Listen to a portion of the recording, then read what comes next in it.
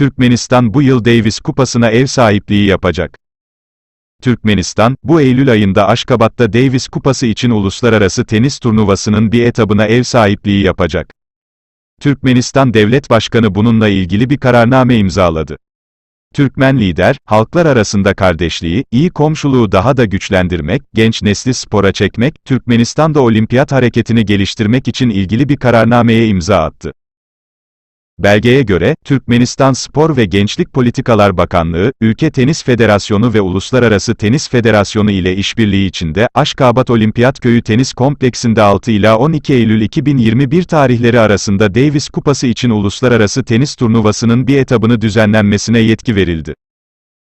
Bu turnuva, Aşkabat'ta 8 ila 15 Haziran 2020 tarihleri arasında düzenlenmesi planlanmıştı, ancak pandemi nedeniyle getirilen kısıtlamalar nedeniyle 2021'e ertelenmişti.